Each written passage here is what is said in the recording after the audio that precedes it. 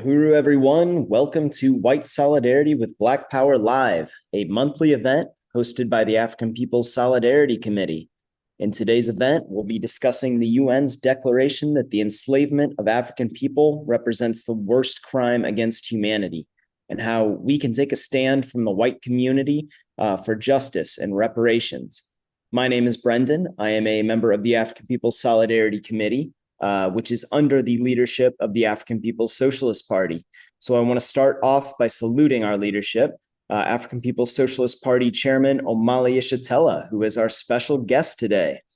I also want to salute Deputy Chair Onizane Yeshitela, who has put on the ground Chairman Omali Yeshitela's vision of the Black Power Blueprint and who leads the more than 50 economic institutions of the party.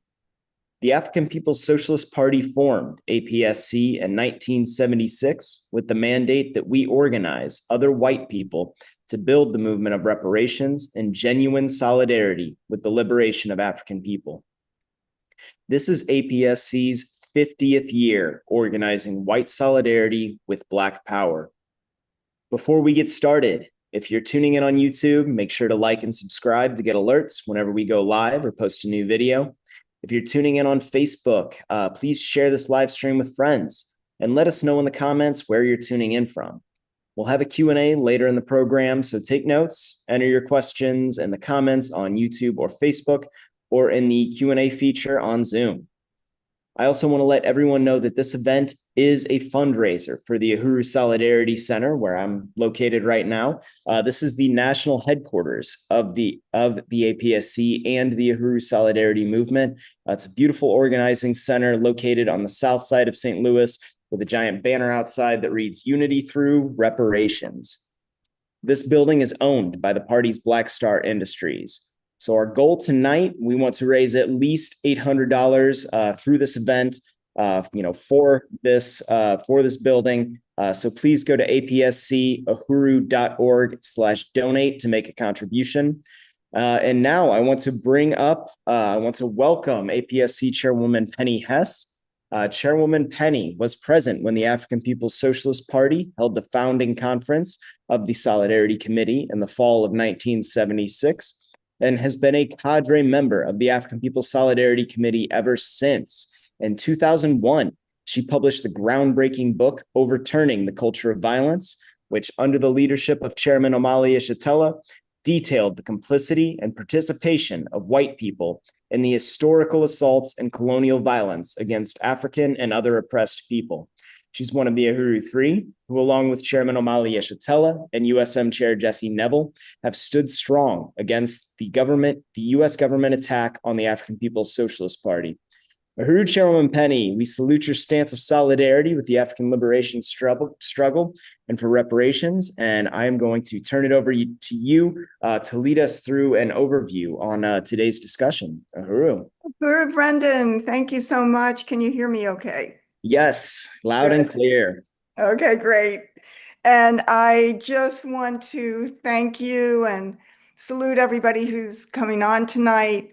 I want to salute Chairman Omali Yeshitela. So exciting that he can be with us tonight. Always very, very great occasion when we can have Chairman Omali Yeshitela on our program with us. I also want to salute Deputy Chair Onizane Yeshitela. And if anybody didn't follow or know anything about the grand opening of the Uhuru Bakery Cafe this past weekend, go on I don't know, any social media. There's beautiful pictures, very dynamic sense of what this incredible institution, the latest addition to the Black Power Blueprint, has, what it means to the community, the African community of North St. Louis, which the city left to rot, literally, in their own words. So very, very, very exciting. Really want to salute that. It was an honor to have been able to be there and to be part of it. So I also want to say I am going to donate $50 tonight. So I just want to say that straight up, just in case I forget. And I want to say that I think it is a really important question. The chairman had been raising to APSC and to Uhuru Solidarity Movement that we should talk about and raise this question of the Durban Resolution, this is the 25th anniversary because it was resolved on September 8th, 2001, by the United Nations in Durban, South Africa, at the World Conference Against Racism, Racial Discrimination, Xenophobia, and Related Intolerance. And it's very critical. And I'm really happy that we're going to be talking about it tonight. I do want to read a little bit from it, but I also want to say that this year, 2026, in March, the United Nations resolved that, quote, the transatlantic trade in African people and the enslavement of African people was the gravest crime against humanity, which is very, very, very profound that happened, that took place, that vote took place. And it was a vote that was, that was won by 123 countries voting for it. 3 voted against against it, and that was the US, Israel, and Argentina. And 52 countries abstained, and those countries were mostly the European Union and other countries that had been part of and benefited from and coordinated the assault on Africa and the enslavement of African people, and still controls today what the chairman calls the colonial mode of production. The fact that colonialism, stolen labor, stolen wealth, stolen lives, genocide, enslavement, assault, theft of land, and theft of resources is the DNA of the very system that we live in. It's not that colonialism was something from the past. It is the essence, as the chairman has said, it is the essence of what the world that we live in, and why it is that there is such a thing as the Delmar divide, this incredible wealth gap between the conditions in North St. Louis of the African community and white people that live in a neighborhood near there called the Central West End. Why, when there was a tornado earlier this year, and the African community, if you go through neighborhoods of North St. Louis, they still have tarps on their roofs. People did not have insurance. But in the Central West End, where the tornado also hit, there were, they already have the new roofs on, because they had insurance. So just even there, you can see this gap that affects just about every aspect of life, from income to assets to education, life expectancy, infant and maternal mortality, and everything. There is, this gap. And this is indicative of the reality of colonialism and what the chairman is talking about, the colonial mode of production. So, yeah, so I want to say that, the party and the chairman led the first tribunal on reparations to African people in 1982 in Brooklyn, New York, and raised the question of reparations. We're going to talk to him about that and introduce that to the world, to get out of the hands of the academics or other kinds of things, and into the hands of the African working class. And these are questions that I want to be able to talk to the chairman about tonight. Before I go to the chairman, I do want to read a little bit of the Durban Declaration. And I'm going to read a brief part of it, because I think that, it is something that, because the chairman has fought for the understandings of colonialism as the basis of the social system, that is very critical that some of these questions are in this. So this Durban Declaration of 2001 says, We acknowledge that slavery and the slave trade, including the transatlantic slave trade, were appalling tragedies in the history of humanity, not only because of their abhorrent barbarism, but also in terms of their magnitude, organized nature, and especially their negation of the essence of the victims, and further acknowledge that slavery and the slave trade are a crime against humanity and should always have been so, especially the transatlantic slave trade, and are among the major sources and manifestation of racism, racial discrimination, xenophobia, and related intolerance. And that Africans and people of African descent, Asians and people of Asian descent, and indigenous peoples were victims of these acts and to continue to be victims of their consequences.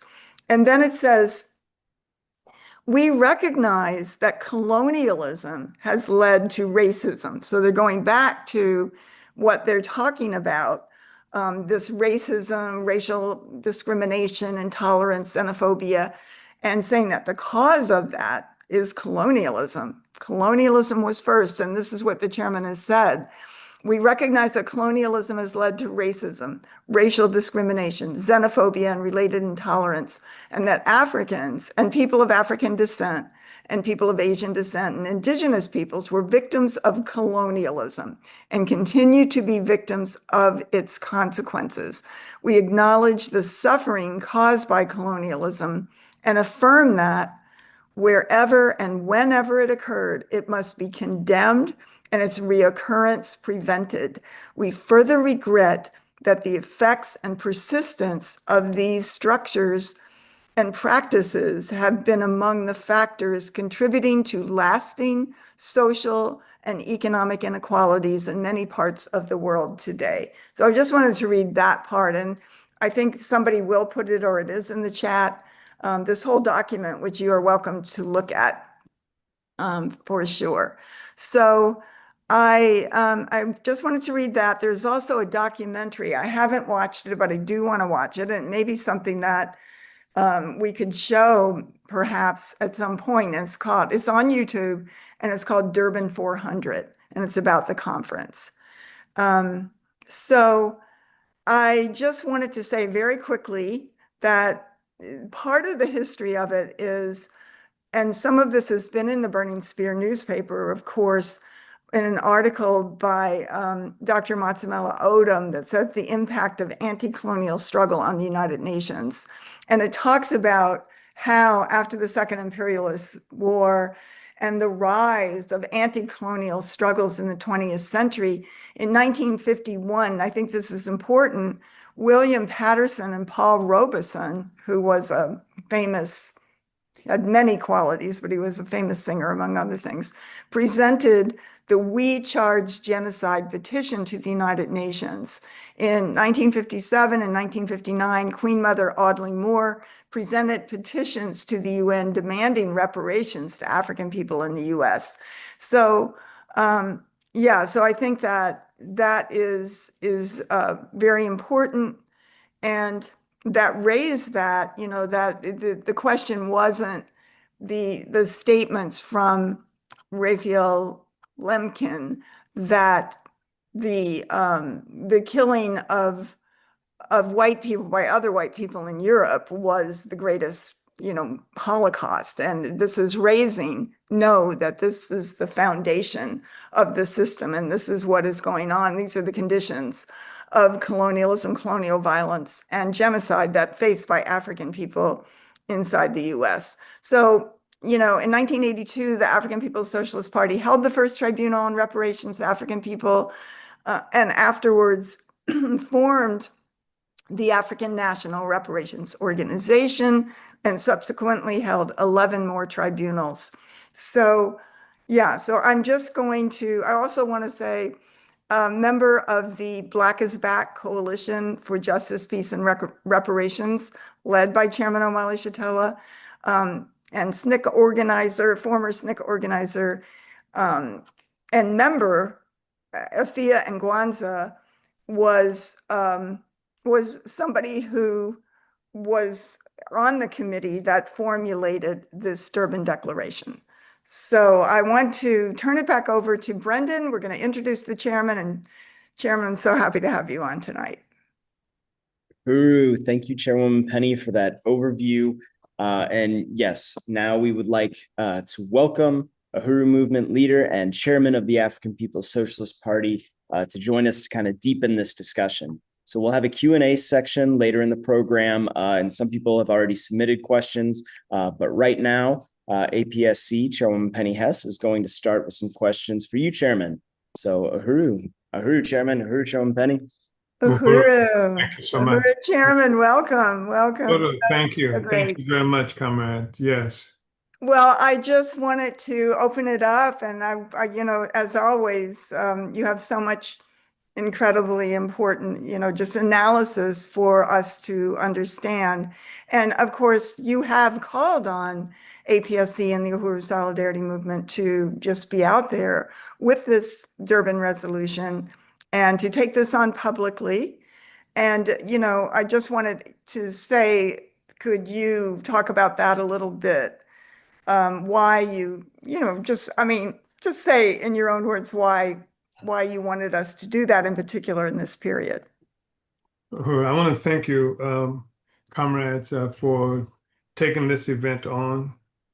And I want to call on everybody who is participating in this event, either directly or indirectly, to make the financial contribution that's being called for in terms of helping to raise funds for the Solidarity Center, which is an extraordinarily important institution, right smack dab in the middle of the white community where white people cannot pass on this very busy Gravois Avenue, Boulevard Street. However, it's characterized without seeing this fabulous facade calling for unity through reparations. I just wanted to say that it's extraordinarily important, and I'm really calling on people, anybody who I might be able to influence to do so, to send resources to this institution. To this meeting right now. It's only $800, I think, that's being asked for on today. I just wanted to say that this is an extraordinarily important question, and it's one that has bedeviled the United States since its inception, because it is something that is to say, the United States is something, an entity that came into being through settlers taking this land, stealing this land, oppressing and committing what near genocide against the indigenous peoples of this land, capturing African people and initiating colonial enslavement of our people within the settler colony. It is a critical question. It's so important that we are looking at a country under its rulers that's bragging about and preparing to celebrate and to try and drive white nationalist patriotism through the ceiling with some 250-year anniversary. And that by itself is a really shaky kind of proposition, because the more history passes, the closer we come in this country, in the United States, to the elimination of white people as a majority. And this is something that also causes much distress. The demographic change is happening in this country, that by 2045, it is predicted that white people will be a minority. The settlers will be a minority. And you can see how unsettling this must be for settlers to be a minority in the country that they've claimed for themselves, and they brag now they've been here for 250 years, a land that they've stolen from people who've been here for thousands of years and what have you, and who are living in concentration camps, the same kinds of concentration camps that white people condemned during the process of talking about reparations and genocide. In this process of defining it, we're talking about the concentration camps that white people had thrust other white people in, and led to the claim claims of genocide that we are familiar with on today.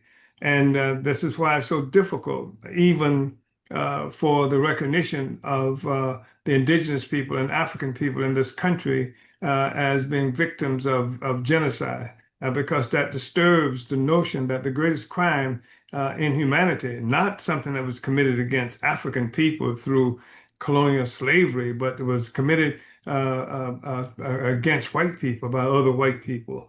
And this is the process of negating the fact that the oppression and exploitation of Africans and the indigenous peoples here is the condition for the existence of this great 250-year project, 250-year-old genocidal colonial project.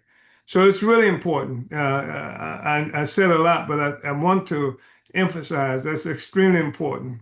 And I want to emphasize how unsettling it is for African people and other colonized people who live within current U.S. borders to exist in a country where law means very little and changes at the whim of those who are in control of the country, of the political machinery, of the military force, of the colonial state apparatus. So we don't engage in this discussion with some presumption that the United Nations is going to send some force into America that's going to rescue African people from our conditions and provide the kinds of resources that the United Nations has declared that are due to African people because of colonial slavery. We recognize that what's absolutely necessary.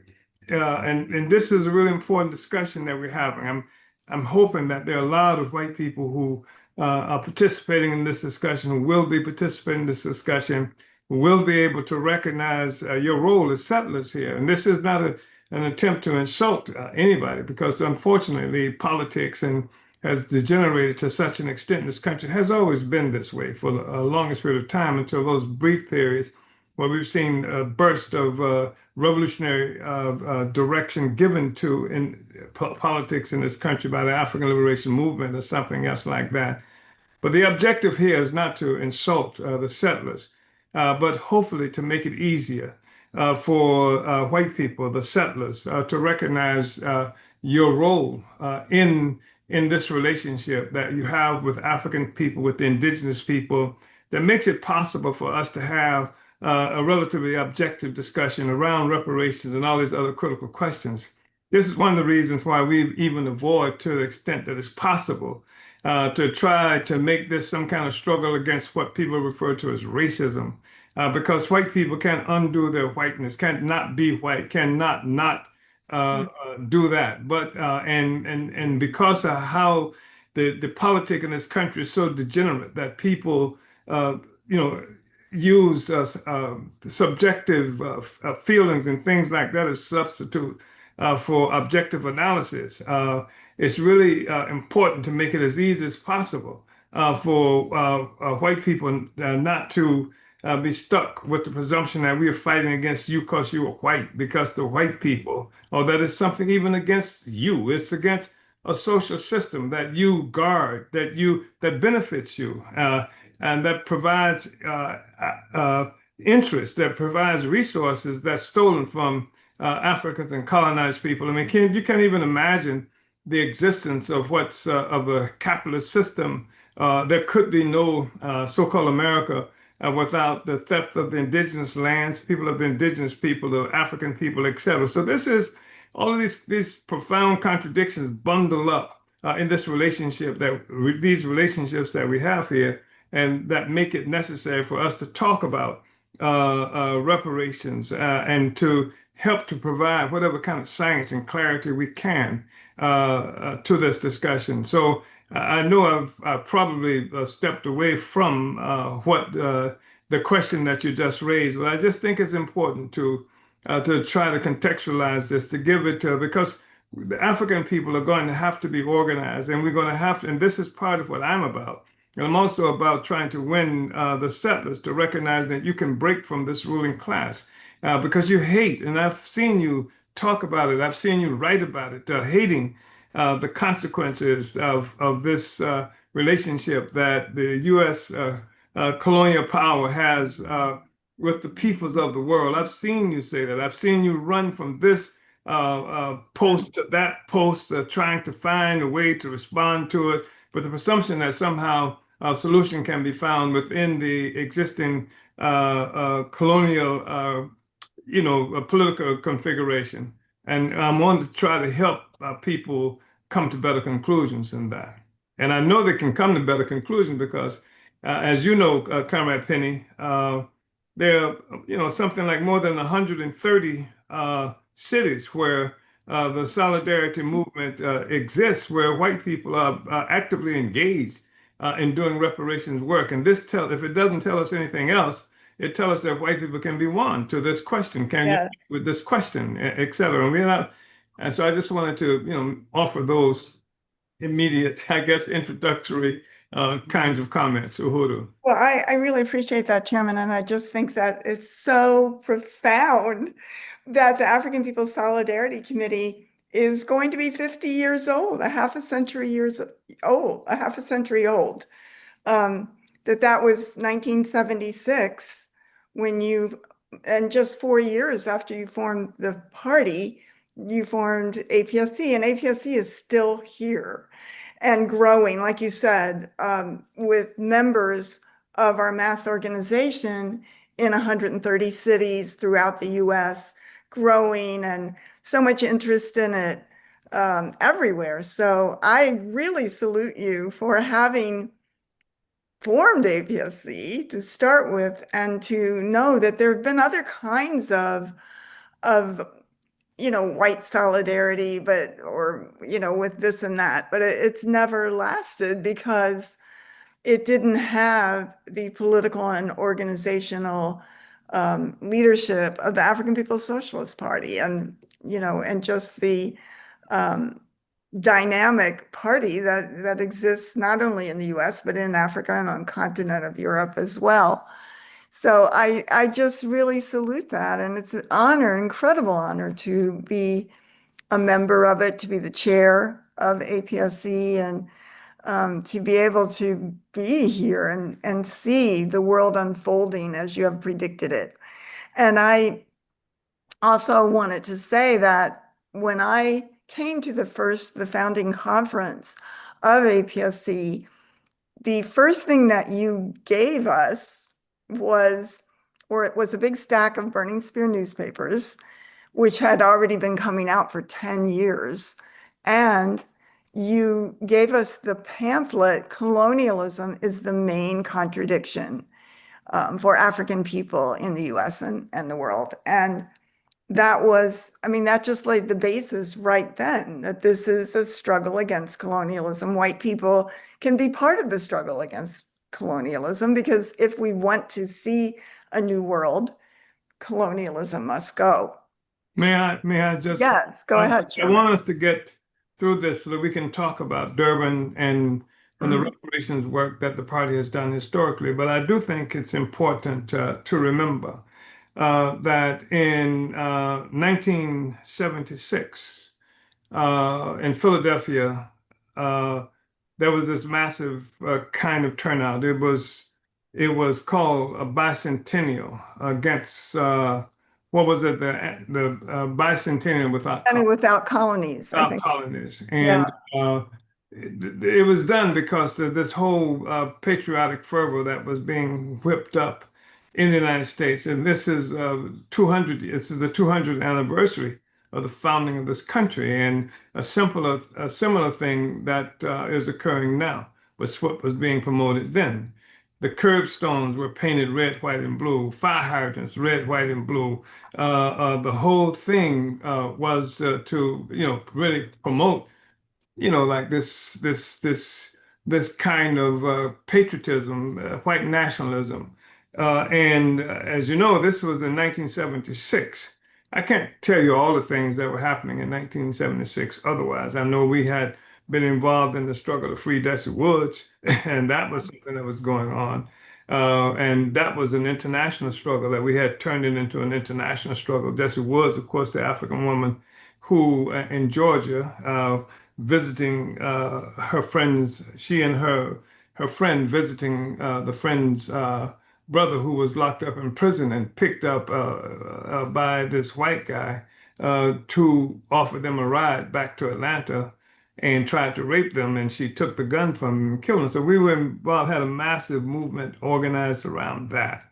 And Mhm. then, of course, 3 years after that, despite all of the patriotic fervor that was being pushed, was the Iranian Revolution. Right. And I just think that was really important because it's the process of attempting the Iranians breaking out of this colonial trap that had been imposed on them since the 1950s, when the United States government facilitated the overthrowing their legitimately elected Prime Minister, Mossadegh Mohammed, and put in place this killer, the Shah of Iran, who with the CIA, created this SAVAK, which was, a terroristic political police organization that killed at least 300,000 people that can be accounted for. And it was the CIA who ran Iran from what's been characterized as a nest of spies, uh, which was their embassy. And so a point that I'm making is despite all of this fervor, despite all this patriotic stuff that's being raised, the struggle by colonial people continued to occur, and that the U.S. is still stuck, despite all of that stuff, bicentennial, this and that, red, white, and blue. Despite all of that, the Iranian people took their country back, and this government, along with other colonial powers, are still attempting to try and crush Iran, but Iran is proving that people can fight and people can win, people can resist against colonialism. So I just wanted to make those points and go ahead, comment. Well, thank you. And I mean, I think that's so important. And we see that Iran is still out there kicking the ass of the US today. And, and also 1 year before APSC was formed, 1975, was basically the defeat of the US by Vietnam. Yes. So it was just one thing after Yes. another around as you have always said. And I wanted to go back to, I think, a really important statement and goal that you had set in the 1970s, that you had said you want to make reparations a household word, Yes. and that this is totally connected to what the Durban Resolution is about. You made this statement because you used international law to show that genocide, has been impacted or been committed against African people, that that reparations, as you said, were as a revolutionary demand, not as a favor or anything else. And people didn't even know what it meant, literally did not know what reparations meant. And you wanted to take it out of the petty bourgeoisie, and certain people who sort of the legal aspect of it. And as you said, put it into the hands of the African working class. And could you say a little bit about that process of building the International Tribunal, and the fact that reparations is indeed a household word?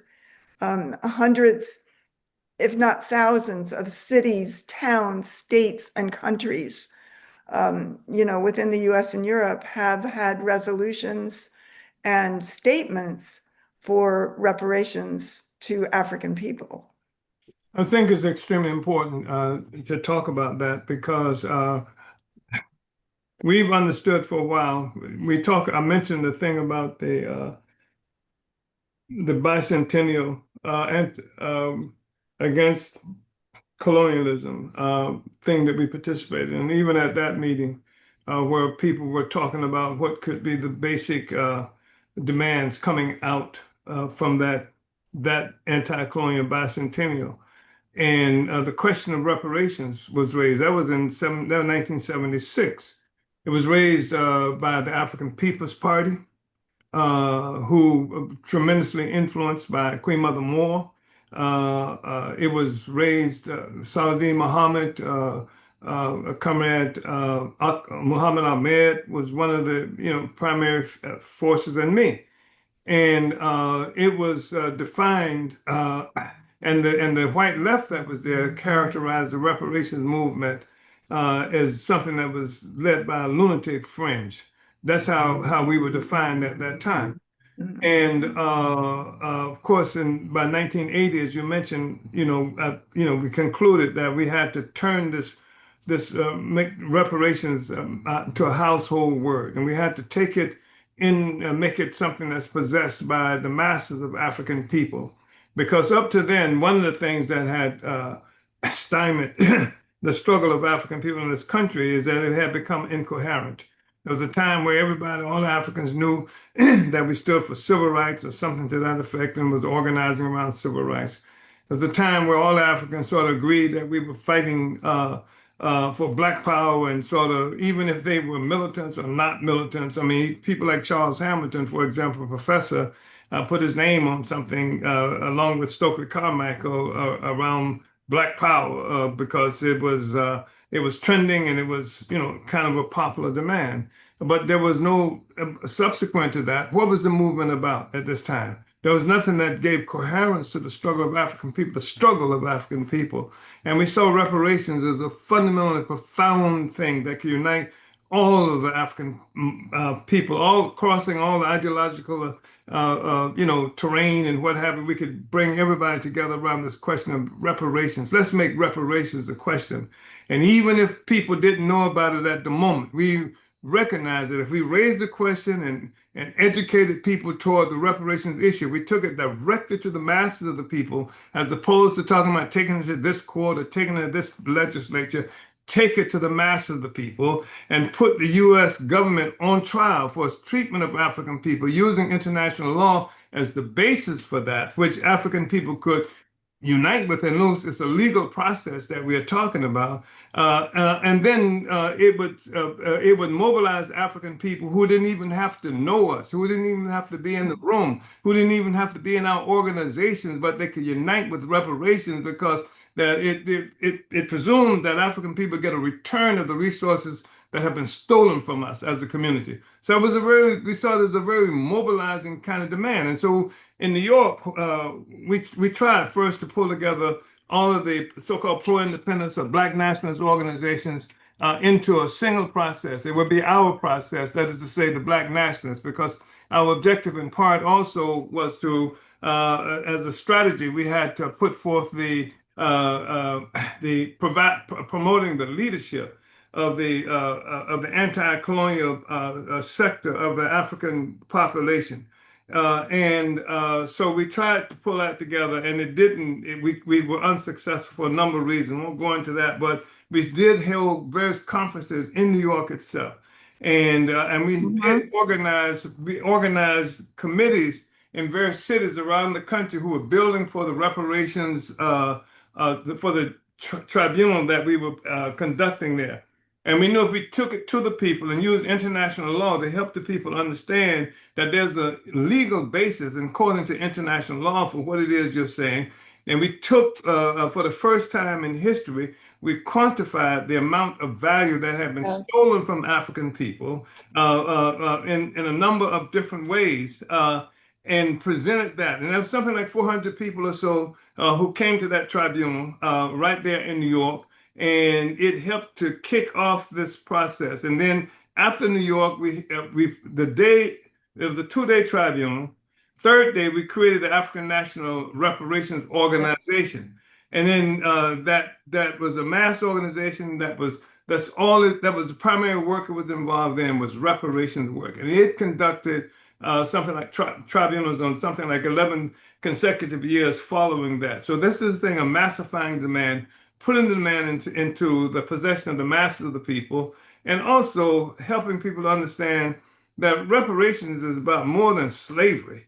The fact is that the amount of value stolen from African people was greater subsequent to slavery. It was greater after slavery than during slavery itself. And so we wanted to make that point. We wanted to help people understand that, and that was the thing that helped to begin to contribute to an understanding of a mode of production. Colonialism as a mode of production, not something that's happened once time and somebody enslaved us, et cetera, et cetera. So that's part of the response I would give to that comment, Penny. Uhuru. Well, I just want to say that, I had the honor of being at the tribunal, at all the tribunals, as far as I'm pretty sure I was at all of them.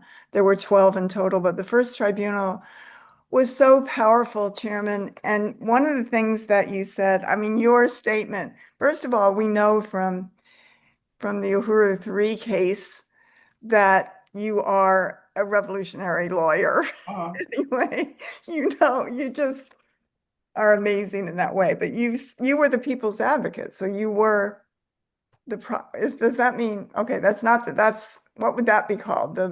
Not the prosecution. well, it's different from a prosecutor, but it plays the Yeah, role. of a We people. represent the people, and Yeah. yeah. And you said sisters and brothers, Africans and peoples of the world, to do less than this, and this is where you're calling on people to, to give a resounding no to, to the genocide and to the conditions faced by African people. And you said to do less than this, to withhold the right to justice to the powerless, to those whose greatest victimization has been the forced theft of liberty, of self-determination, of state power, is to give countenance to international piracy and brigandage, to withhold the right to justice and international legality to the powerless, oppressed African people in the United States would be to validate the most cynical concept that might makes right. It would give credence and validity to the awful concept of the right of the powerful to make and enforce international law. Such law as that is no law at all. It is accepted tyranny. Therefore, this World Tribunal must determine whether international morality might prevail in the interests of the powerless. This tribunal will determine whether, even in the absence of state power, the rights of the oppressed will be recognized as rights, which must be respected in the form of applied international law, whether they may be respected in the form of an international trial of an oppressed state power. So you were using what it was somewhere in the UN documents that the oppressed can take their trial to, to a greater court outside of, if they're in the colonial domination, they can take it outside of that. And I always love that statement because I think it is so profound and really, I just feel that you were speaking as if, you had state power. You were the leader of the African Revolution. And I just wondered if you could make any comments on that. Yeah, I just wanted to say that the prevailing law at the time said that in order to get before the World Court with charges against an existing state power, that state power had to agree to it, or some other power, some other entity that had state power would have to agree to introduce it for you. That the people who were without state power had no standing. That's what, and we were saying that there's enough that we can see here that it's possible to have standing. That there are rules that you present here that suggest that if certain things occur, if certain legal concepts and percepts are recognized as viable in quote unquote civilized countries. If this is something that legal institutions of jurisprudence, et cetera, accept that if you can get these entities to start, promoting that, then it, can have the weight of international law. And so this is what we were talking about, and in fact, we came out of there and I traveled throughout the world, Yeah, mostly throughout Europe. I went to Ireland and other places. And one of the things that we were fighting for is because the United States did not even recognize had never even, the U.S. Congress had never even ratified the Genocide Convention.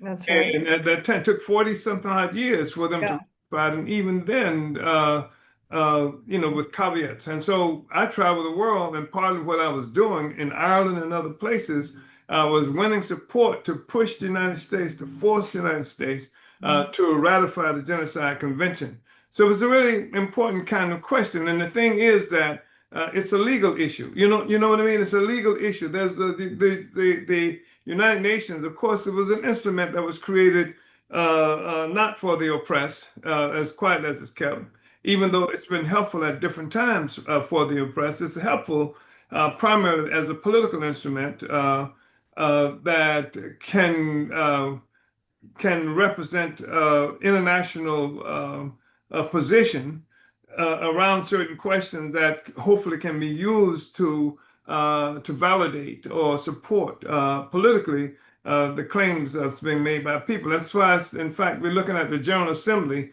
I think we may have mentioned that in March, declared that this transatlantic slave trade and slavery was the worst crime, was the most serious crime, gravest crime in human history. And that's a real powerful statement. Now, the United States didn't expect the United Nations to send any troops or anything into this country, but it's powerful, and it's a powerful indictment of a country that promotes itself around the world as being this beacon of democracy, and claims that it's killing people around the world all the time in the name of democracy. They're protecting people from like these autocrats and things like that. It makes it harder for them to do that and to validate themselves. And in fact, we were attacked when we were attacked on July 29, 2022, pre-dawn raids and things like that. Part of when we went to court, part of what the prosecution, the Justice Department was saying, is that it was the Russians who we allegedly were working for, who put forth the demand that we initiated against genocide, to charge the United States with genocide, violation of the 1948 Convention on Prevention and Punishment of Genocide against African people. And I think as we talk more and more about this, the fact that I went to Moscow in 2015, I think it was twice. I think because the U.S. had declared Moscow, Russia, some kind of adversary that it was pursuing in terms of undermining. I think that there was concern there that the Russians might take it before the United Nations, that the Russians would take this case of African people. 130,000 signatures have been Right. collected, and people were enthusiastically supporting what we were trying to do with that. So it still is a real powerful issue and question, and it still undermines again the ability of a predator state to parade itself around the world as killing people for their own benefit. Mhm. Yeah. Well, Chairman, just again, there were, the question of reparations and the fact that, like you said, the APSC's Solidarity Center in the white community has the banner Unity Through Reparations on the top of it. And I think that so many people have seen that when we'll be out tabling, in the park or various places where we go.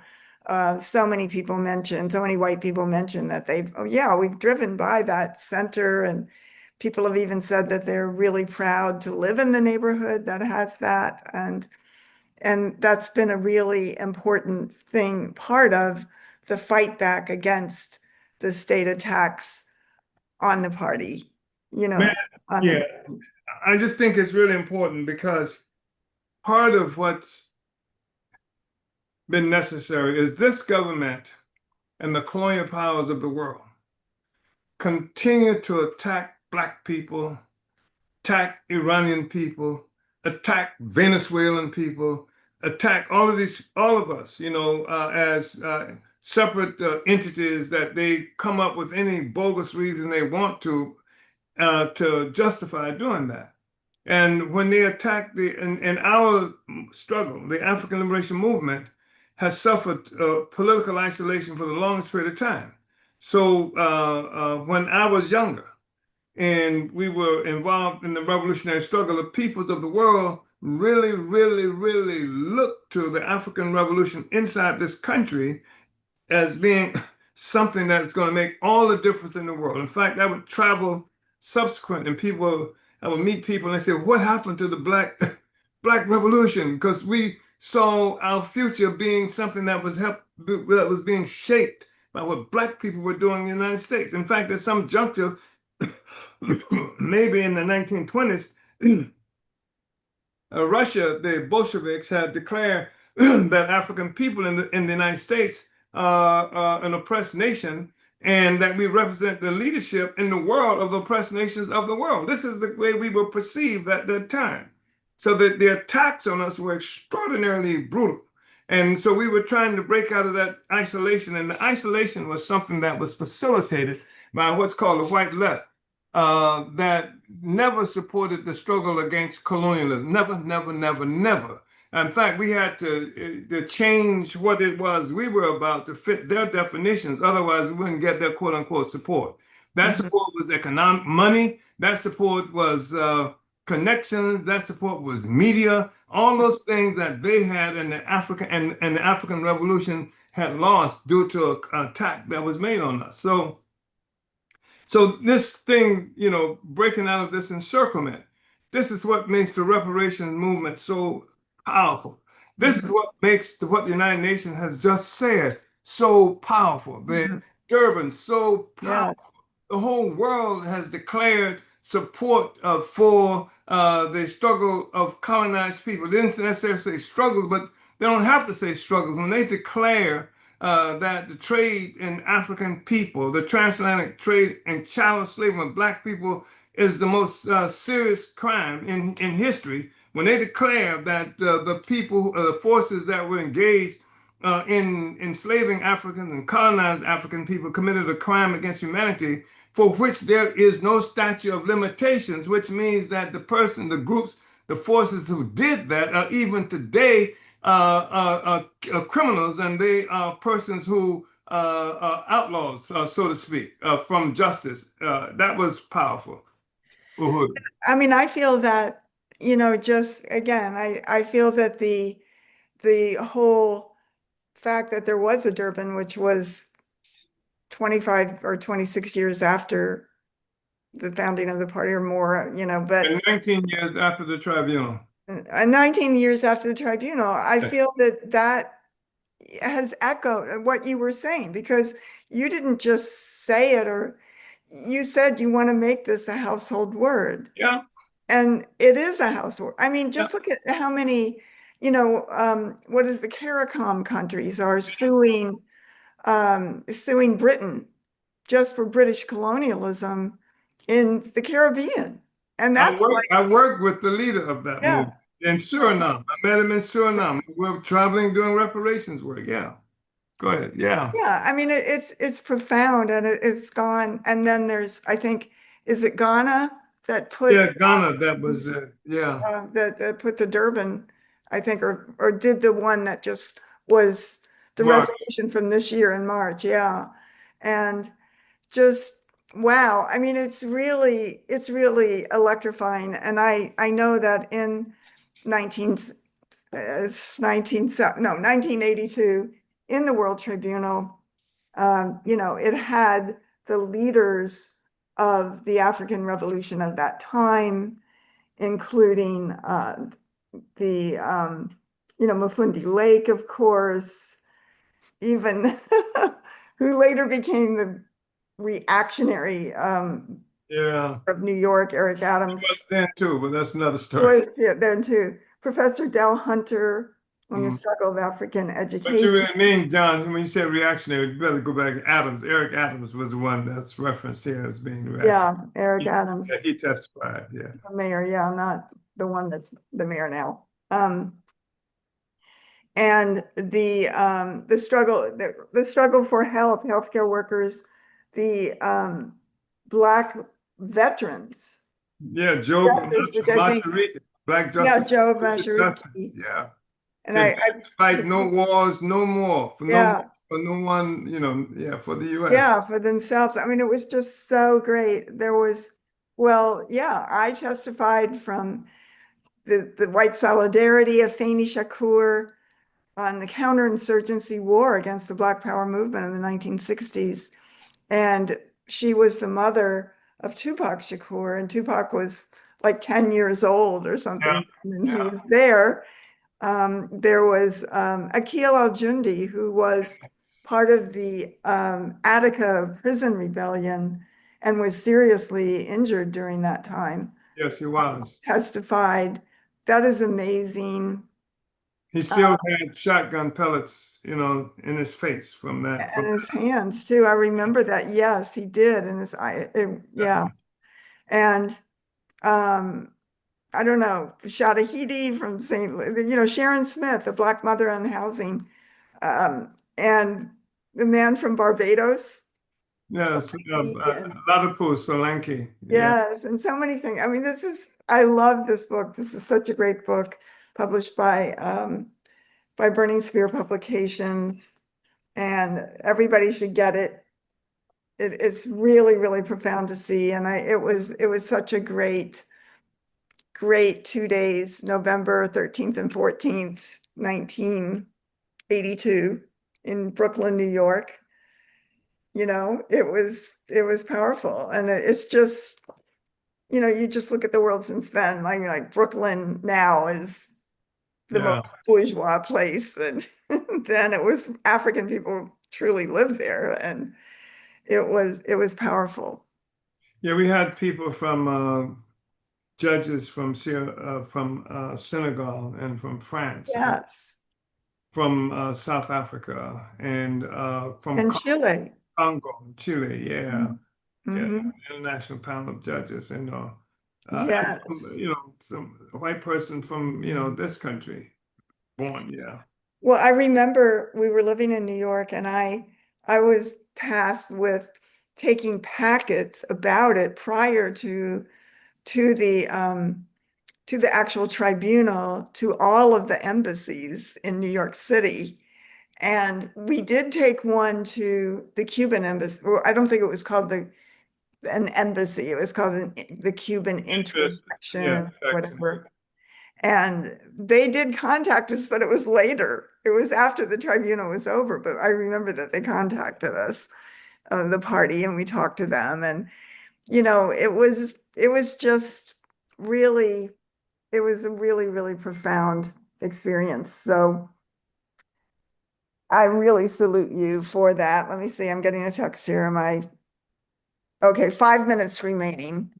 I just wanted to say, so Chairman, I know this is a profound period that we live in, and I do think that, one of the things that is so powerful to see is the actual territory being taken by the party in North St. Louis, and the work being led by Deputy Chair Onis Shatella, but also seeing in occupied Azania. Like they have these huge farm that, in different places on the continent of Africa, just totally different than any other thing that we see going on anywhere else in the world. There is nothing like this except for something that is led by the party.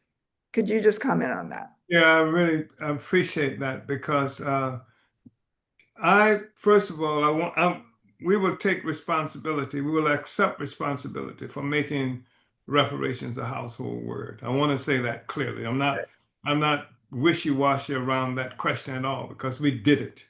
And it's Yes. a lot of serious work. And some people have not understood how even the polling indicate in the white community among Americans how reparations has become much more acceptable to growing numbers of white people, according to polls.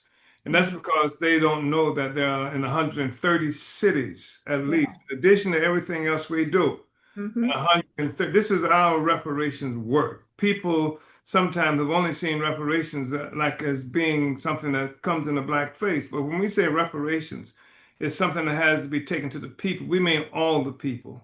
We mean white people need to have an opportunity to make a self-criticism to African people for the crimes that white people have participated in against African people. The fact that they've inherited the wealth that would have gone to African people. This is the objective reality. Again, this is not, not something that's, said to embarrass or make people feel bad.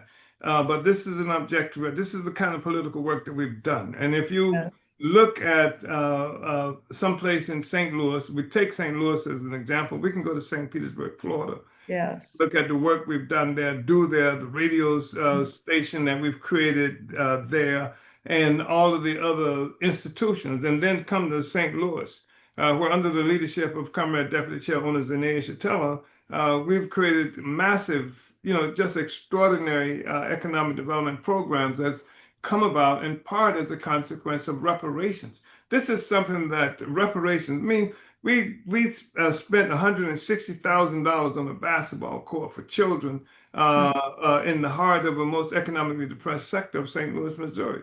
This is something that white people contributed to, paid for, and consciously did it as reparations, recognizing this was reparation. People say, well, what's reparation going to look like? Say, it looks like that basketball court. If you go down West Florissant in St. Louis, you'll see what reparations look like. If you see going past the farm that we've created in St. Louis for the community, you see what reparations look like. If you go and look at the housing that we've created for Africans who are coming, men and women coming out of the prisons and participating in our workforce, independent workforce program, you will see what reparations look like. This is not some fanciful thing that might happen a long time from now.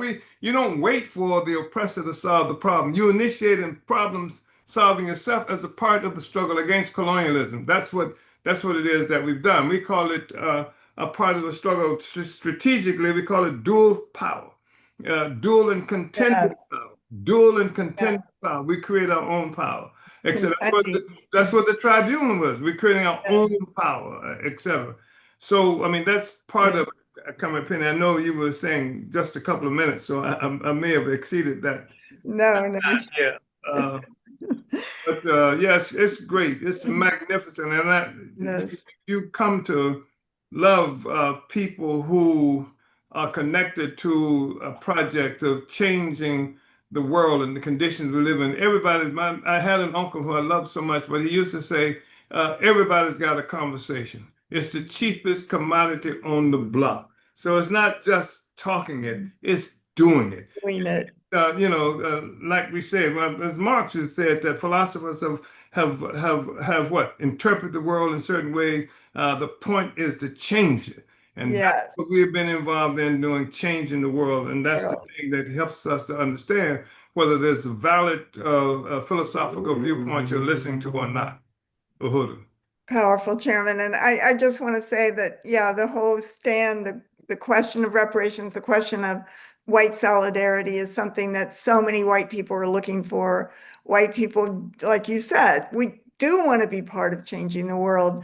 And this is the way, because it has to be under the leadership of the African Revolution. And that African Revolution is part of the world revolution leadership. And the colonizer can't lead that. It's central to the world revolution.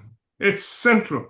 It's something that occurs on 4 or 5 different continents. Yes. The dispersal of African people. We're the only people, that came to Africa, and they forced us to different places at gunpoint.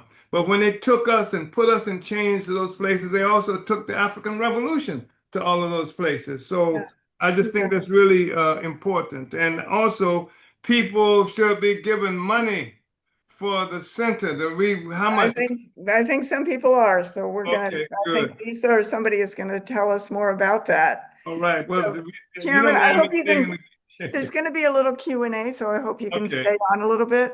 Hold on. And we'll be back with you in just a few minutes. But this was profound, and really, thank you so much for, just this discussion and the understandings that we can have as white people for the future of the humanity and how we can be part of it. So I'm going to turn it back over to Brendan. I think. Oh, yes. Yep, Okay, right here.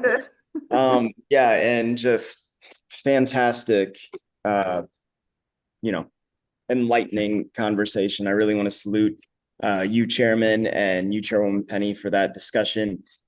Just, really, really fantastic. And I do want to, of course, thank everybody who has donated so far, who has pledged so far, for this fundraising, for the Solidarity Center, for this critical place that we're organizing from. This is kind of the home base for the Black Revolution and whiteface happening here in St. Louis, and we are right now at $550, and I think I saw just another pledge in the chat, so I think we're actually at 575. So I do want to salute Zaid. Oh, and Stephen. So we're getting pledges right now. Of course, keep them coming.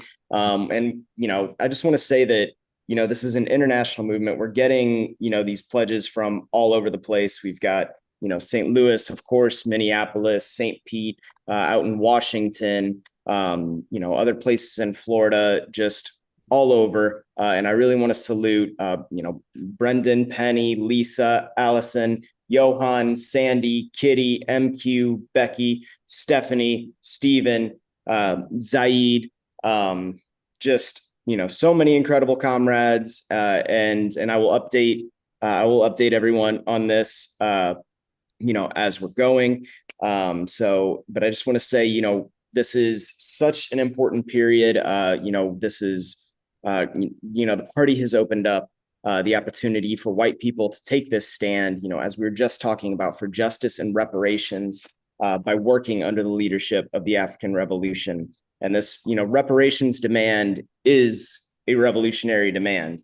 Colonialism would not be able to exist if African people had, their resources, their power back.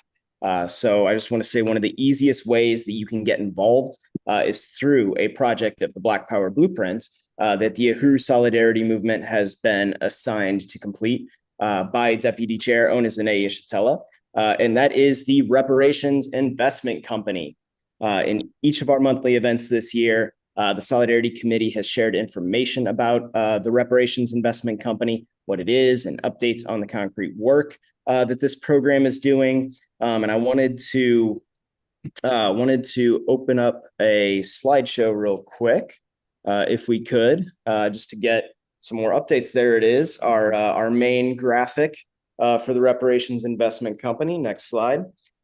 I just wanted to say again that this is a program of the Black Power Blueprint, and we talk about how the Solidarity Movement is led by the African People's Socialist Party. RIC is led by the Black Power Blueprint. And I want to make sure that everybody really appreciates what exactly we mean by that. This isn't, the party says, go out and do this, and then we're off on our own doing that. No, this is, the stance we take as we're doing that work. That is something we learned through the party. That's one of the reasons we have these, educational webinars. The stance we're taking, we learn that through working and, just being led by the party. So we're taking this stance. The kind of work that we do, it's with a certain, ethic, with a certain, strategy, and it's all that aligns with the party's strategy, with the party's way of doing things. And so, yeah, I just wanted to make sure everybody appreciated that this leadership is the leadership of the party, the leadership of the Black Power Blueprint is incredibly deep and really covers every aspect of the work. So next slide. So the problem, North St. Louis has been targeted for decades by disinvestment, predatory, one-sided development, and a system designed to keep the Black community locked out of economic power. And that picture that you see on the bottom there, that's not a unique picture for, this is not a unique set of houses for the North Side. So next slide. The solution, RIC, is designed to intervene directly in this cycle by building a reparations-driven model of community development that restores and improves housing stock without displacement, anchors neighborhood stability through strategic renovation and stewardship, expands Black community control over land, housing, and economic life, builds a replicable model of reparations and justice-led development. And we talk about how RIC contends with gentrification. This is like a directly combating gentrification. This is as direct as you can get with it. We are making it more difficult for the city to push Black people out of their community. And we are, taking these investments from, all over the country and internationally, and, bringing these resources here to St. Louis and circulating them in the community. So next slide. And I want to salute, the leadership of the Reparations Investment Committee, and there's more, in addition to these four. But I am the projects committee chair, and I also want to salute Kara, of course, the donor and investment committee chair, as well as Indigo, the promotions committee chair, and of course, Jamie down in St. Pete, the acquisitions committee chair. And I do just want to say, other than myself, as of today, all of these comrades are located around the country. So wherever you are located, you can be a part of this. And there is a million ways that you can get involved. So next slide. And I just want to update everyone on how things are going with the Holly property. This was one of our incredible volunteer days that was led by our volunteer coordinator, Camille, who's here in St. Louis with us as well. And, we're out there, almost every weekend throughout the summer getting things done. And people have been coming and, really excited to be a part of this. And I just want to, salute the work that Camille's been doing. And of course, salute all the volunteers so far that have been a part of this. And I want to invite everybody on here to come out and be a part of that. So next slide. Now, one of the first things we do, and again, this is something we've learned through the Black Power Blueprint, we replace the roof on the property. So we get these properties, we acquire these properties, we replace the roof. It's one of the quickest ways you can make sure that you're limiting any of the damage to the property as you're getting ready to proceed with the renovations. And I believe that is Elliott Construction on Hell's Crew, who is a fantastic contractor that we've been working with, who we of course met through the party. So next slide.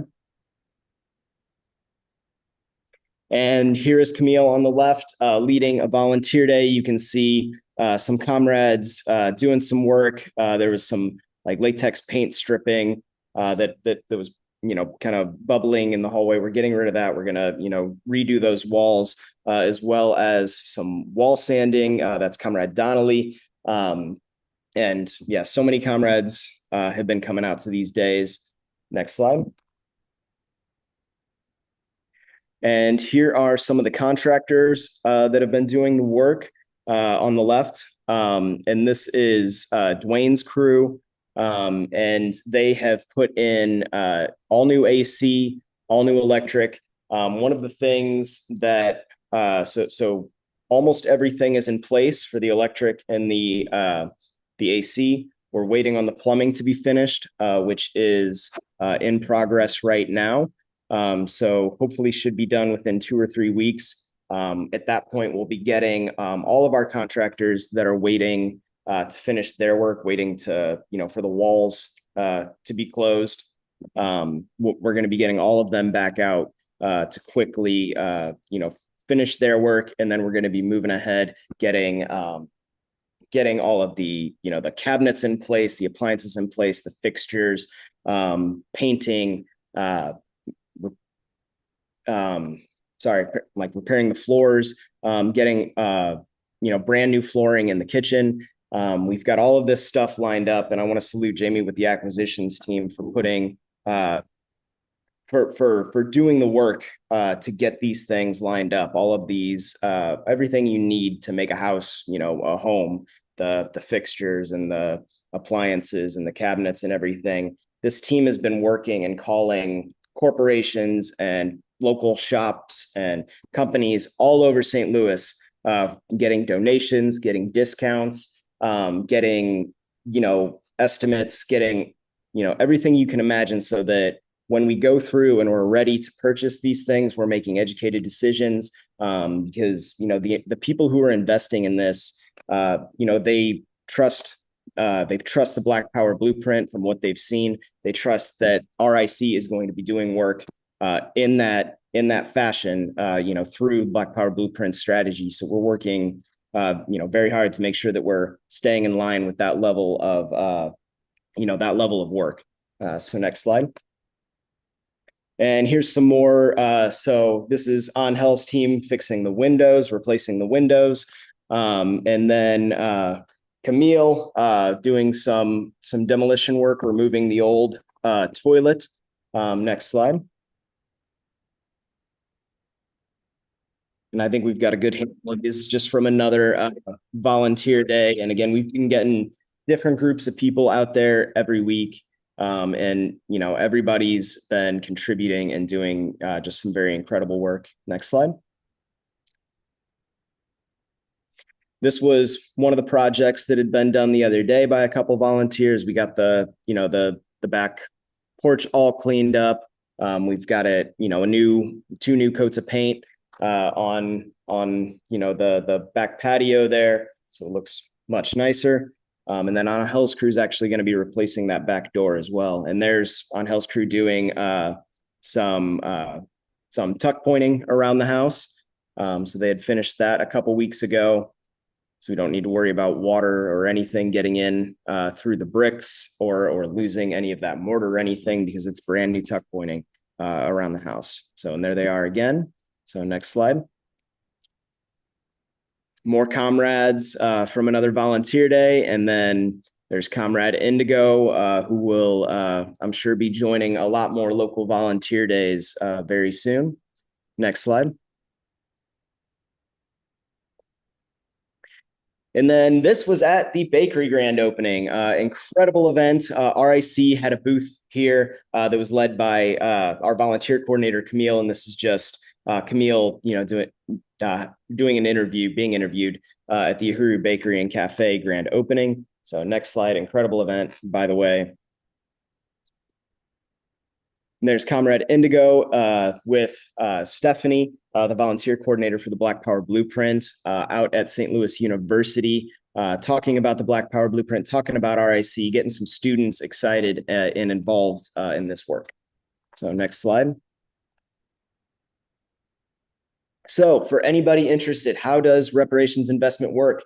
And you can find out more of this either by emailing us. You can find this on the website as well. But a minimum investment of $2,500 with the minimum investment period of 1 year. Interest rate, 7.5% annual interest, which is fantastic. And RIC offers a fixed return investment opportunity designed to support neighborhood renovation and community-led development, as we've talked about. And again, if you're interested, the email is right there. Next slide. And the tagline, courtesy of Chairman Omali Yeshitela, a new world under construction. And you can go to that website, find out more about the stuff. And again, you can invest, you can partner, you can volunteer, you can donate. Sky's the limit. You can get involved. There's no reason not to. Just whatever you can contribute, whether it is your time, energy, resources, there's a need for it. So, and you can go to that website to find out more. Next slide. Uhuru, Brendan, I just wanted to say I appreciate this so much, and these latest pictures are really dynamic. And I just wanted to really salute you and the Oh, powerful work that you do leading this aspect, this front, which is really the main campaign of the African People's Solidarity Committee. And also I just want to say really quickly for anybody who wouldn't know that, and you can finish in just one okay. second, but I just wanted to say that the city of St. Louis historically has wrecked, literally torn down, brought wrecking balls to every prominent, prosperous African community in the history of the city. It has a particular very, very harsh um, history of colonial violence against by the city, by the state against the African community. And so it is really, it's like North St. Louis, the city had a Team 4 plan, which they didn't officially pass, but they implemented it, which was basically to let North St. Louis, the predominantly African community, rot, as they say, let it rot. Not only put no investment there, but take resources out of it. And that's what we saw there. So these old houses, they're beautiful Yeah. houses. Most of them, could be shocked by seeing how many of these old houses are destroyed or rotting, have trees growing up in the middle of them because the city did this. So Deputy Chair's plan to, to New World under construction to what is the word? Renovate these houses for the community, not for gentrification, is another thing that is not happening anywhere. That is not happening anywhere else, where the African community itself is renovating houses for the benefit of the community, not for white investors. And I just think that that is so amazing. And I really want us to be able to tell the world about that, and it's just fantastic to see that beautiful work. It's Yeah, incredible. cool. And that's And I not did, going to be for any white people to move in, take over yeah, which they're trying to do. So I really salute you and the incredible work and all these work days and fabulous comrades that are part of it. really incredible people have gotten involved, and we're meeting more every time we go out and talk to people. We just need to go out and talk to people more. And on that same thought, this was something I was thinking about the other day, and some news that I heard. So just the impact that the party has, and that chairman and deputy chair and the Black Power Blueprint have. There's this pattern that happens where when the party does something, all of a sudden other organizations are going to start doing it. The city's going to try and react so that they don't look as bad. When the party made a basketball court, Yep. Tower Grove Park went and, after they had gotten rid of their basketball courts, years ago, and after Forest Park had gotten rid of their basketball courts years ago, Yep. guess what? Now they've got basketball courts. Yeah. And so something I heard the other day, so we started RIC just this past February. So some new news that I heard was that Habitat for Humanity is going to be on the north side, renovating 40 houses. I, So I just want to really salute the party and just yeah. the incredible impact you have, and you can almost set your watch to, these But other I think that the work led by the party and by, the office of the deputy chair concretely has transformed yes, not only North St. Louis, but the city itself and the yeah, conditions that are there, and force the city government to have to acknowledge and say during yeah, the grand opening of the Uhuru Bakery Cafe, the president of the Board of Aldermen said, "We will do anything to help you.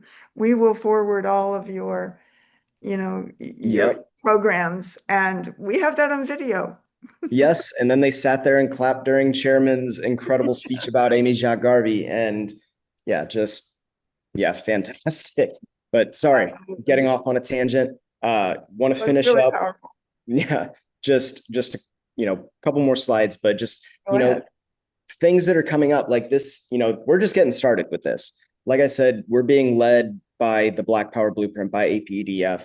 We're learning, we're getting more efficient with this. We're finding more contacts. We're building a volunteer base. All of this is building up and growing. So the first RIC property is nearing completion. We're going to be doing some RIC flyering and postering soon to really kind of build up more buzz, get some more volunteers out for these, this last push of volunteer days after the plumbing is done. We're going to be having RIC events throughout the country, and you can host some of those if you would like. Get involved in RIC outreach and organizing. If you're a contractor or know someone who may want to partner with the RIC, let us know. Reach out to us. We would love to partner with you. So contact RIC at info@reparationsinvestment.com. So next slide, the Reparations Investment Company. Oh, New World under construction. There it is, Uhuru. Yeah, so, and another very motivating and inspiring update. We're at $700, just 100 more to go. I do want to thank Kara in Oakland and Sam in St. Louis. Of course, again, Zaid and Steven. So just $100 short. Let's reach our goal tonight. And I just, yes. No, I want to salute Kara and Wendy in Oakland and just let people know I will be out and speaking in San Diego next weekend at the 45th anniversary of Unión del Barrio, the party's Yes. organizational sister organization, which is a great honor, along with Bakri Olatunji from the party. And we will be having a USM event. I hope, do we have the flyer for that? I hope, because we have a flyer. I will make sure you get it because we've got to show it. So anyway. Definitely. We'll be getting to announcements here in a little while. I did want to and yeah, that's going to be an incredible event, and salute to Unión del Barrio and all of the fantastic work that they do. But I do want to say we will be doing the Q&A shortly. So just a reminder to submit those questions in the Zoom Q&A feature or in the YouTube or Facebook chat. But before that, I want to give you guys a little more information on how you can get involved in solidarity with African people's struggle for liberation and support this work. And again, the most important thing you can do to stand with all oppressed people is to join under the leadership of the African Revolution. That is what APSC was created to do. And again, that's how you learn these strategies, get this perspective. And I just want to say we had a goal to raise at least 800 tonight for the Uhuru Solidarity Center right here. We're going to make it. We're going to make it. Absolutely. Thank everybody. So go to apscuhuru.org/donate. So we want to call on you to contribute to the work of APSC. And again, this can be a one-time contribution, like, kind of we're calling on these donations, but you can also become a monthly sustainer. You can make this a real stand of reparations, an ongoing stand of reparations. You can be a sustainer like Michael, Virginia, Leah, and so many others who give every month. And we do have some questions and comments for the chairman. Yes, but I do want to call on people. My computer just froze, but I just want to call on people, hopefully you can still see me, to join APSC. Yes.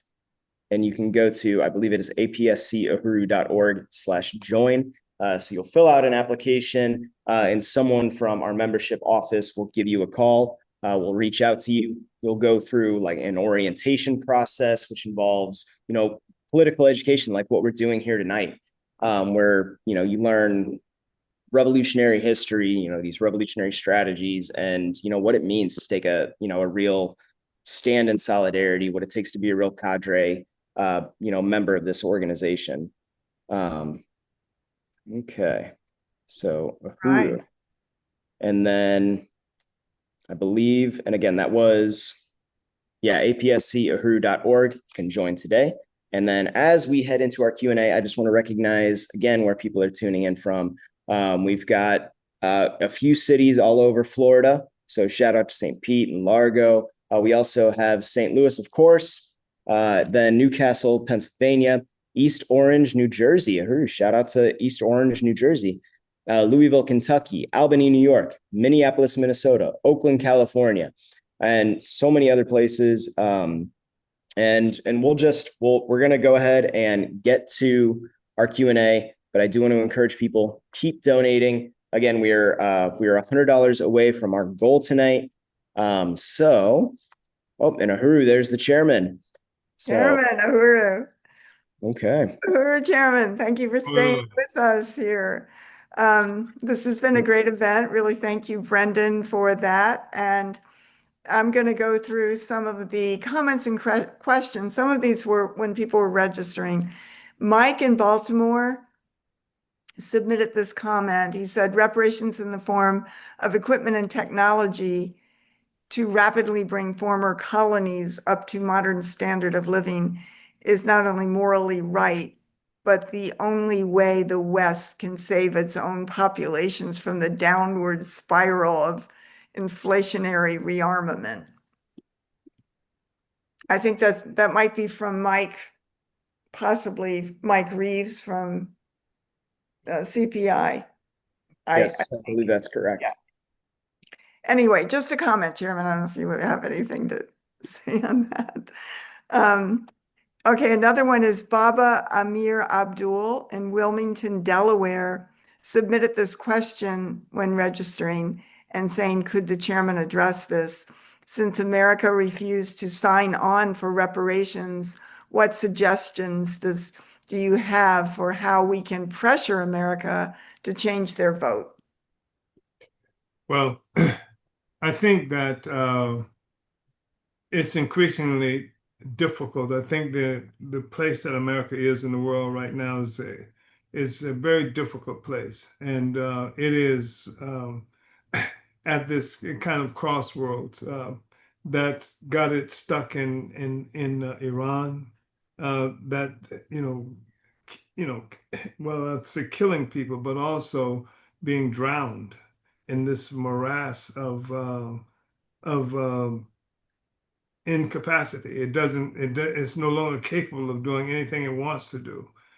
And I think that what happens is if we're engaged in changing the entire political terrain of the world. That's what the significance of Durban, and that's why we're talking now, 25 years later, not to allow them to escape from Durban and what it means, and the thing that just happened in March, because the world is changing. If you look, what you see is that despite what we see the U.S. doing in Venezuela and the threats it's making against Cuba and what have you, that the space that it occupies is getting smaller and smaller ideologically, politically, and otherwise. And so I don't think the U.S. can do everything it wants to do. I think that it attempts to intimidate people right now, to silence people, to quiet people, to keep people from struggling, because the Iranians have established an extraordinary example of resistance and one might say brought the United States to a stalemate, but the truth is it's defeated the United States there, and it's changed what the United States is capable of doing, not only in the Persian Gulf, in the so-called Middle East, but also it has changed necessarily strategic trajectory as it relates to, even places, like Taiwan and the threats it's making against Cuba. It can do damage, and it will do damage, but it's limited in terms of strategic projections now because of how effective the struggle has been in Iran, and it's being exhausted by struggles of peoples every place else. So just keep fighting. Just keep struggling, keep demanding, and do everything that's possible to remind the world of the significance of Durban. And your neighbors and everybody else should be able to provide some demonstrable commemoration of Durban from 25 years ago, even if it's only picking up a sign. and holding it up in your community. We support the Durban Declaration, reparations to African people now. Stand on the street corner and hold it up. The thing is, change the political terrain and make it impossible. And the things about the reparations demand is that we undermine the ability of the United States to do as it has done with us in saying that you're working for the Russians or you're some kind of communist. We're talking about what's happened to Black people historically. This is the reality, and there's nothing you can do to make that go away. What you can do is speak to the question of reparations. I see Zaid Mohammed is saying that we'll be in the streets of Brooklyn on Saturday to mark Durban 25 years later. Right on. Great. Right on. Uhuru, Yes. Uhuru, good. I didn't see that. That's very exciting. And I know that it has some places, I think D12 has been putting out all the places that they're going to have people doing actions on Saturday. And I know the party is holding the Black is Back coalition conference, but a Durban action will be part of it, apparently. That, and we'll also, I don't know the exact places in the Caribbean where we are trying to make Durban actions happen. In the French colonies and Caribbean that still exist there. And also, we're looking at Zambia. I don't know if it's Zambia. It's what was Southwest Africa as it was once known. Namibia, is that? Namibia, there's several provinces in South Africa. There's Sierra Leone that we're talking about. We're talking about Wow. we're doing something in London and in Paris. These are some places that we know we'll be doing some things in and commemorating Durban. So that's what we have to do everywhere, all around the world, everywhere in your neighborhood. Do it. Hold up a sign, even if it's only standing up on a street corner with that sign. But if you can do it, your cousin will join you, and other people will join you with that as Yes, they will. yeah. Absolutely. It'll be powerful to see that. And I think people will be giving reports or videoing it and putting it on their social media or, Yeah. and I think D12 has a website where you can put some of that on. And just to say, just here's something that from YouTube saying, would anybody know the status of the New York Reparations Commission findings? I'm sure they are what's needed, but I don't know any organizations here following it to get info. I do want to say that all over these reparations commissions, which the current administration is putting, sort of pushing back on them in a certain way, but there were these reparations commissions in New York. I believe I read their findings. I also read the ones from either the state of Missouri or even it could have been St. Louis. I think it was the state of Missouri.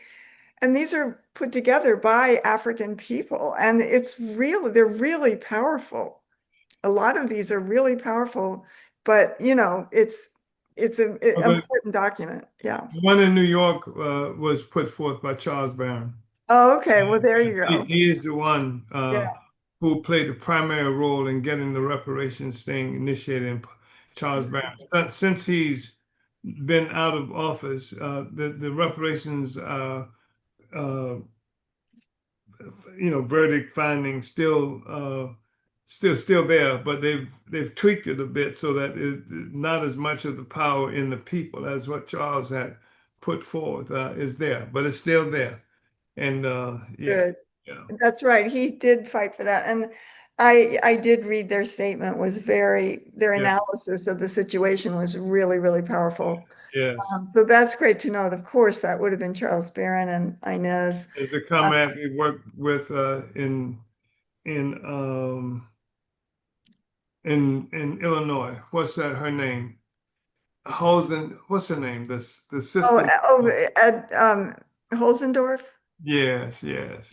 I think she's in Kansas City. Kansas City. Yeah, you're Kansas City, right. yeah, she has been very, very supportive, and she was on the Reparations Commission Yeah, in Kansas City.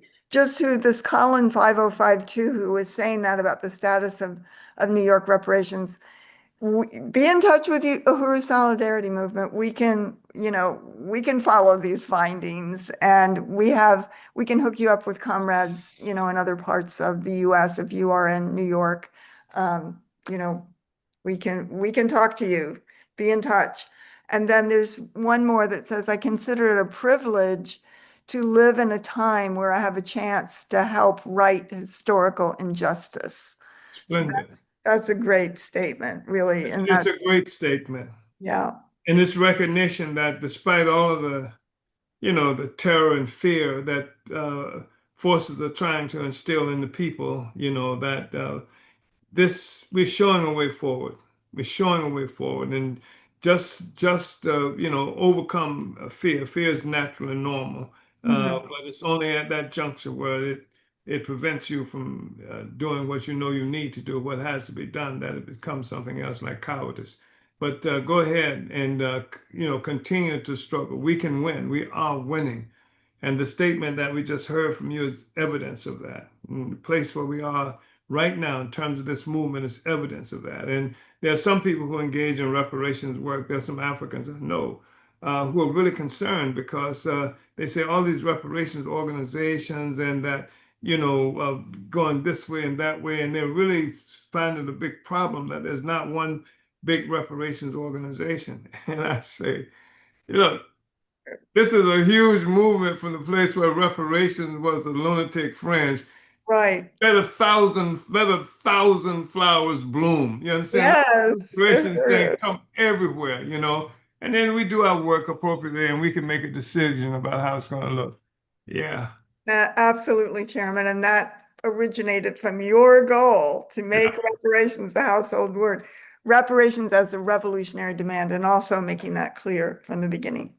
So, And I wanted to say just that Chicago, the mayor of Chicago just he had made a powerful statement of unity and solidarity with the reparations movement there. I think it passed some wow. kind of resolution.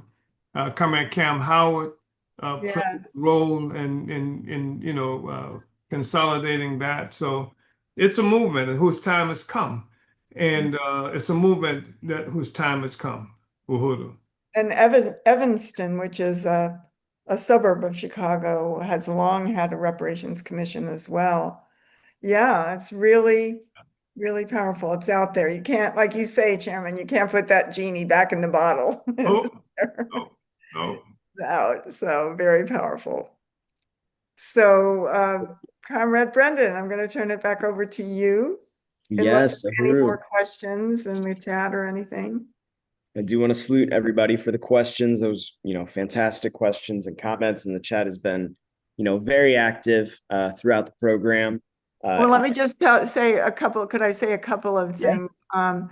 Zaid Mohammed says in the chat, December 12th can answer the New York Commission question. We have a reparations council in New Jersey who also drafted a hell of a document on the slave state of the North. And he has a link there. He has a link to their document. So whoever, everybody can download that. And also Stephen Reynolds, who is in St. Pete, said we are also planning to rally to mark Durban on Saturday, September 5th in St. Petersburg. Uhuru, comrades. And I know Comrade Jamie is always out there. Um, just really salute Jamie and you, Stephen. Very exciting. And yeah, so and Ann Hirsch is on. Uhuru, Comrade Ann. Yeah. And Stephen says Jamie and I are doing outreach to commemorate the anniversary of the Durban Tribunal on Saturday. Vanguard up, Uhuru. Thank you, Stephen, Uhuru. Yes. And Zaid Mohammed says the mighty December 12th movement. Ann Hirsch says Uhuru. I'm going backwards, so I'm reading this, but this is great. Great discussion. Zaid said they will be in the streets of Brooklyn on Saturday to mark Durban 25. So, Uhuru. Yeah, I just really want to appreciate Cummins Eyes and the whole discussion about December 12th. And I've known those comrades for a very, very long time. I've known them before they were December 12th. When I met them They had another name, and Viola Plummer's how's that? Viola Plummer and Roger Wareham. Oh, yeah, and Roger Wareham, he came to the first things that we were building, and when we were building for the Tribune in New York, he was Yeah. there, and And, this, yeah. and just that there also, D12 was the very first organization to just immediately get out there and hold a powerful press conference in Brooklyn with many, many other organizations in support of the chairman following the raids and the attack on the Uhuru Three. So, we have a lot of just revolutionary love for D12 for that I'm stand. glad you said that. That's what I was thinking. The whole thing of how, that's develop even subjective Mhm. thing for comrades who you have such a deep relationship with. And December 12th is extraordinary. Yeah. In the trenches, Uhuru. All right. Well, let's see. Anna's saying, we can't keep reading this, but she said, I'm always so impressed that for the chairman, this is not about ego, but I'm sorry, my vision is not that good. Put about, could you Should be read? but about forwarding the reparations work, not about controlling the movement, a true revolutionary leader. Revolutionary leader. Great. Thank you, Anne. Do we have a link for the YouTube? Can't find it and want to share it with someone. Can somebody put that in? And then Zaid said, we were loud and proud. A lot of us turned out reunity press conference for the Uhuru Three. Oh, yes, So you did. Boom. Yes, you did. Yes. very powerful, Yeah. Uhuru. I worked with Carmen Viola many, many years ago, and we didn't mention it, but James Foreman, who had been a leader of the International Work with Student Nonviolent Coordinating Committee, in 1969, in Detroit, Michigan, had to a national Black uh, Economic Development Conference. Had a resolution passed called the Black Manifesto.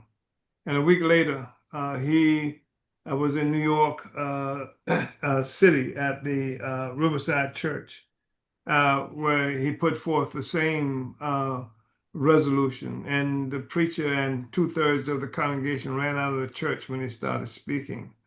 But it did result in part of some of the churches creating funding institutions that would provide reparations of a sort to African people. I think the Interreligious Foundation for Mhm, Community Organization was one of those entities. The mhm. Episcopal Church had one. When I met Carmen Viola, she worked for the Episcopal Church, Viola Plummer, who was a leader and I think founding member of what is now December 12th. And we were doing work in St. Petersburg, Florida, and we created a Ujamaa restaurant there, and I think we got something like a $12,000 grant that Viola Plummer made possible for us. I think Wow. that was also what influenced Sister's Place. Yes. Well, Uh, that's where they did their press conference. yeah, but I think the inspiration for that was the thing that we did, that we got the resources from Viola Plummer that we did in St. Petersburg, Florida. So Wow, that's yeah, great. yeah. Really powerful. Fabulous. Great history. An honor to be part of this, Chairman. All right, Brendan, Absolutely. back to And you. I do just want to say, so we got three more donations. We are at $770, so $30 away from our goal. I'm sure somebody has got it out there. So I know we're going to hit our goal tonight. So keep donating. And if you're watching the recording, of course, after we hit our goal, you can still donate. So the money still goes, towards the center and we will be put to, very good use. And, All just want right. to thank Indigo for the donation, and Lisa as well. So we do have some announcements before we close out. Wanted to pull those up real quick. Uhuru. So on August 29th and 30th, attend the Black is Back Coalition's 18th annual conference. This conference commemorates the 25th anniversary of the 2001 Durban Conference that recognized the transatlantic slave trade as a crime against humanity. Attend in person in St. Louis or online. You can register at blackisbackcoalition.org. It's going to be an incredible event. Then, so Saturday, August 29th is the National Day of Action, white solidarity with the Durban Declaration, unity through reparations, uhurusolidarity.org. Uhuru, yep, join the movement.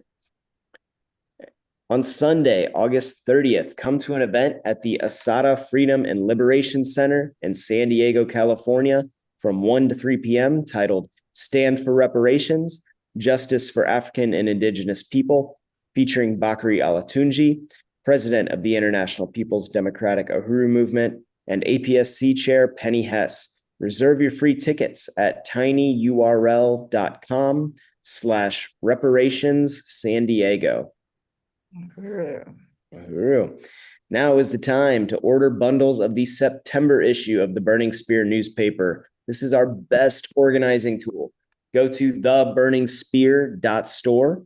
And a reminder, you can find resources to support your spear distribution efforts at apscuhuru.org/spear toolkit. And I do just want to reiterate, this is the best organizing tool. It is, different aspects of things happening around the movement, just digestible articles, and, just great photos of everything going on, as well as, the 14-point platform of the party, and just, everything you could need. And I've heard so many stories about how, people got involved with the movement because of the Burning Spear newspaper. So, next slide. These pictures. Yeah. Yeah. So watch and listen to the latest episode of the White Lies Shattered Reparations in Action podcast. Check out the playlist of past episodes on the Uhuru Solidarity YouTube channel and on uhurusolidarity.podbean.com. And would you like to get involved with the podcast? So we are building the team, looking for volunteers. You can get involved. Just email at volunteer@apscuhuru.org. So you can find details about these and more upcoming events at theburningspear.com/events. And I want to thank everybody for their donations. Want to encourage anybody, if you're still watching this at a later time, contribute, be a part of this, join, and make sure to visit uhurusolidarity.org and apscuhuru.org to learn more about the Uhuru Solidarity Movement, the African People's Solidarity Committee, and how you can become a member. Join this work to build white solidarity with Black power and unity through reparations. And before we close out, I wanted to see if Chairwoman Penny or Chairman had any final words for our audience today. Chairman. I just want to be very excited for people to participate in the Black is Back Coalition annual conference that's going to be happening again on Saturday and Sunday, the 29th and 30th of this month, just next weekend. And so we look forward to seeing. It's going to be an extraordinary conference, and hoping that everybody who can, should be here. And if you can't be here in person, be here otherwise.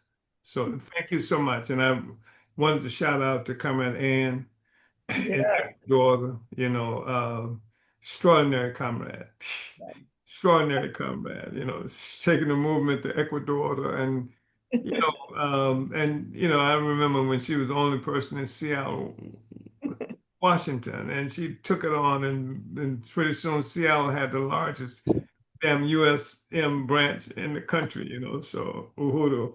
Yeah. Guru, yes, and just really salute you. I know you're such a dynamic part of Hands Off Uhuru as well. So really want to salute you for that. And also, I see a message here from Indigo. He's Big from Yes. news. St. Yes. Louis. Yes, he is coming Friday of Meet this. you in St. Louis. Very Wow, exciting. comrade, we're so excited. Join Indigo. Come to St. Louis. Yes. Indeed. Yep, absolutely. At the very least, come for a tour, see all this incredible work. Absolutely. Did we mention Union de Barrios? We did, didn't we? Yes. Okay. Yes, the San Diego event. Yes. Okay. Well, that is our event tonight. I want to thank APSC Chair Penny Hess, Chairman of the African People's Socialist Party, Chairman Amalia Shatella. Thank you so much for being on and presenting. Just really incredible discussion. And of course, I want to salute the Reparations Investment Company, all of the work, and Comrade Johan. Uhuru Johan. Uhuru, comrade. December 12th. December 12th, everybody. Uhuru, we are winning. Absolutely. Vanguard 50 up. years of APSC. Vanguard up. Relentless. Uhuru, unity through reparations. Uhuru. Well, there's Camila. Yes, Era. Era. Uhuru. Oh, Kara's there. Era just can't. She was Johan. Relentless. Everybody's saying Sam Martha. Yeah, Johan, Kara. Uhuru, Era. Stephen Reynolds, we are winning. Yes. Virginia, Uhuru. Virginia and Louisville. Right. All right. Virginia said And we should have notified, did we notify people about the hearing on, for the conditional? I don't know if we didn't put that out, but I think they had to sign up. All right, we're good. All right. They had to sign up anyway, yeah. But I'll be there at 8:30 in the morning. I'll be watching, Chairman. So, All right, Comrade. all right, Chairman, thank you so much. Thank you. Great. Uhuru.